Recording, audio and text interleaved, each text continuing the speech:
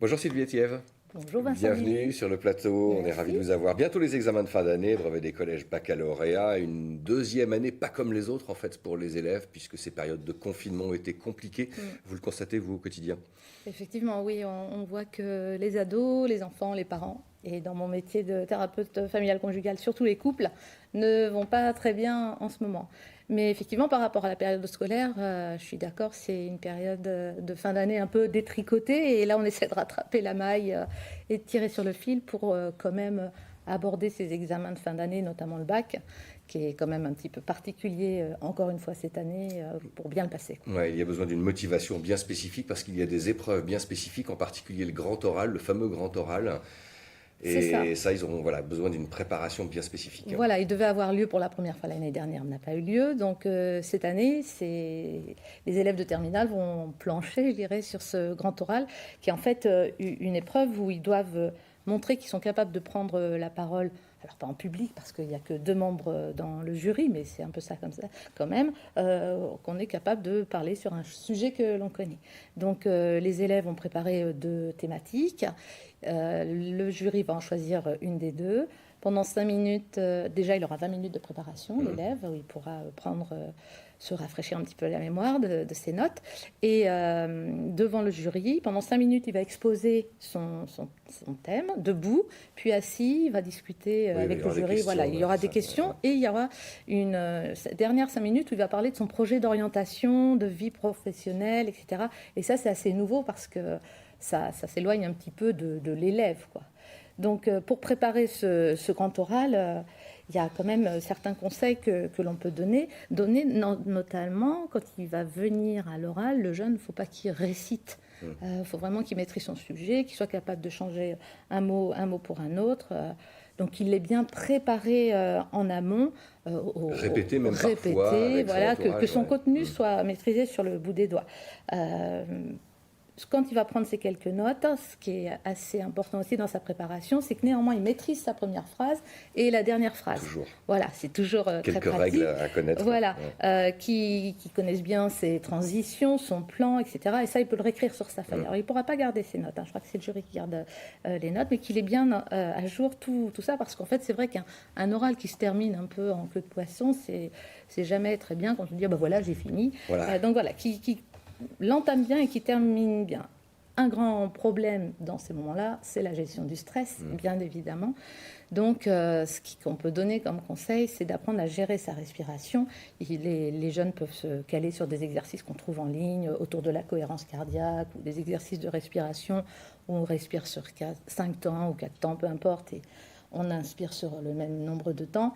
Vraiment, ça permet de reconnecter son cerveau à son corps qui s'emballe un petit peu, le cœur qui Et puis un s'accélère, etc. silence n'est jamais inutile dans Exactement. une prise de parole, il faut le savoir. Le silence est nécessaire dans la prise de parole. Et vraiment, je crois que dans cet oral, il faut vraiment montrer qui vous êtes là. Au-delà de l'élève que vous êtes, quelle personne vous êtes. Parce que On sait un peu de soi, on se livre en fait, hein, notamment si on peut parler de son projet professionnel et d'orientation. Exactement. Et puis c'est un peu montrer aussi le résultat de toutes ces années d'école où en fait nos lycéens, l'objectif c'est que ce soient des citoyens. Donc montrer qu'on est capable d'avoir l'esprit critique, qu'on est capable d'écouter, voire de refaire, reformuler, voire dire je ne sais pas, on ne sait pas tout. On a le droit. Tout le temps, on a le droit. Voilà, donc vraiment se préparer à cette gestion du stress, de l'échange et de la posture aussi. Il ne faut pas arriver les mains dans les poches, la tête baissée. Enfin, c'est beaucoup de bon sens, mais parfois nos ados ont besoin qu'on leur répète tout ça. Et il est important de s'entraîner chez soi. Alors, il faut si c'est avec les parents, il faut que les parents soient bienveillants. Ils ne sont pas profs, ils ne sont pas jurys. Il faut juste donner des encouragements, surtout ne pas descendre, entre guillemets, son enfant. Donc, s'entraîner, répéter, oraliser. Et si on est tout seul, on le fait devant la glace, on ose se regarder. c'est possible de s'entraîner pour ce grand oral. Vous avez même préparé une petite carte, ce qu'on appelle une carte mentale aussi. Voilà, parce que en fait, petites techniques qui peuvent arriver. C'est ça. Si on a besoin de faire des révisions, que ce soit pour le bac ou autre, faut être très actif dans ces révisions parce qu'on sait qu'on ne retient que 15-20% de ce qu'on entend, vous savez, et plus on est actif dans sa préparation, plus on va retenir ses cours. Donc une des petites idées, voilà, c'est la carte mentale. J'en ai fait une pour l'émission aujourd'hui. Voilà, se préparer au bac. Pour moi, il y a 4 grands domaines quand on veut se préparer à un examen. C'est la préparation matérielle. J'ai anticipé le trajet, l'heure, j'ai de l'avance, j'ai mon matériel, je sais ce que je vais mettre, j'ai ma convocation, parce que rien de pire que le matin de ne pas savoir où est sa convocation. La préparation physique, très très important, surtout pour les ados. Le sommeil est essentiel, il faut qu'ils dorment 8 à 9 heures, et quand on est au lit, on dort, on n'est pas en train d'être sur son portable, voilà, de réviser. L'alimentation, évidemment, l'activité physique, et pour en revenir au sommeil, la sieste est nécessaire. Une petite sieste de 20 minutes après déjeuner, c'est important parce qu'en fait, le cerveau, il assimile pendant ce temps-là. Donc, un ado qui fait la sieste, c'est un ado au boulot. Donc, et l'activité physique, prendre contact avec la nature, faire du sport, tout ce que l'on sait. Et puis, bien sûr, il y a 2 autres grands domaines de préparation. C'est la préparation intellectuelle, faire travailler sa mémoire, comme on le disait tout à l'heure, vraiment activement, répéter, mais aussi mettre des couleurs, faire des plans, des schémas, faire des cartes, faire des tableaux. Ça dépend de chacun, mais il faut vraiment organiser l'information. Trouver son petit, parmi tous les petits trucs, trouver celui qui va lui correspondre. Qu'est-ce qui fonctionne pour moi? Et puis de temps en temps faire le point. Alors qu'est-ce que je sais déjà? Qu'est-ce qui me reste à savoir et comment je vais l'apprendre? Est-ce que je vais faire des exercices, etc.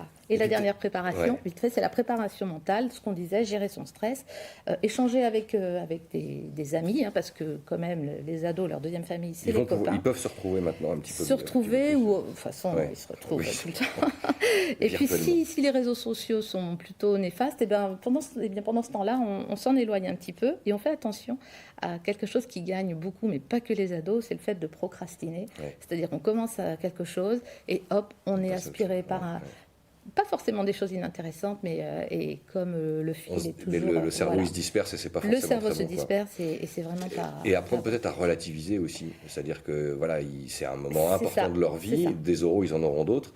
Mais apprendre à relativiser, c'est pas non plus... Apprendre à relativiser, puis à se dire, de toute façon, c'est une expérience. On sait que l'on apprend, on grandit, on mûrit grâce aux expériences. Donc mieux on y est préparé, mieux elle se passera, plus ce sera positif. Et si on échoue, on échoue, on va s'en relever, mais il faut y aller. Surtout, je crois que ce qui est important dans ces examens, c'est d'avoir tout mis en place pour réussir. Si on y va les mains dans les poches et qu'on échoue, c'est pas la même chose que si on a beaucoup travaillé. Merci beaucoup Sylvie Etieff pour tous ces bons conseils. C'est toujours très intéressant et important à la veille de ces examens. Merci à vous. Merci Vincent. C'est lundi, c'est sport. Au MAC des Sports, au menu du cyclisme, du golf, du triathlon. À 20h50 dans Complètement Foot, Laurent Fortat recevra Hakim Amil, le président des SA Issoudun. Très belle soirée, excellente semaine avec VIP TV. Merci de votre fidélité.